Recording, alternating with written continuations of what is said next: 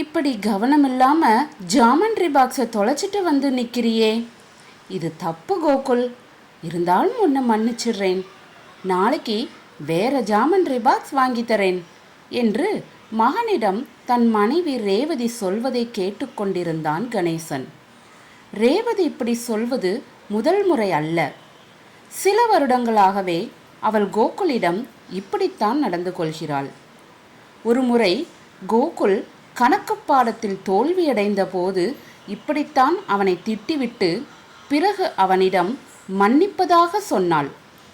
படிக்காமல் விளையாடிவிட்டு வந்தாலும் வீட்டுப் பொருட்களை கைதவறி உடைத்தாலும் இப்படித்தான். முதலில் அவன் செய்தது தப்பு என்று கண்டித்துவிட்டு பிறகு மன்னித்து விடுவதாக சொல்லிவிடுவாள் ரேவதி. ஏன் ரேவதி, கோகுல் செய்கிற தப்புகளை எப்படியும் மன்னிக்கத்தானே போற? பிறகு எதுக்காக அவன்கிட்ட அது தப்புன்னு சொல்லி தேவையில்லாம குற்ற உணர்ச்சியை தூண்டி விடுற? ரேவதியை தனியாக அழைத்து கேட்டான் கணேசன்.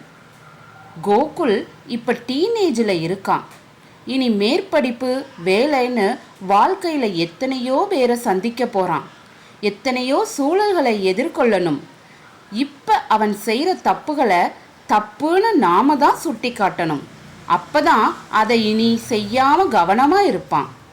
அதே நேரம் அவனை நாம் மன்னிக்கிறோம்னு அவனுக்கு தெரியணும். அப்போ தான் மற்றவங்க அறியாமல் செய்கிற தப்புகளை அவன் மன்னிக்கவும் கற்றுக்குவான். தப்பு செய்யாதவங்க மட்டும் இல்லைங்க, மற்றவங்களை மன்னிக்கவும் தெரிஞ்சவங்க தான் முழு மன ஆரோக்கியத்தோடு வாழ முடியும். அதுக்காக தான் இந்த பயிற்சி சொன்ன மனைவி ரேவதியை புருவமுயர்த்தி மகிழ்ச்சியோடு பார்த்தான் கணேசன்.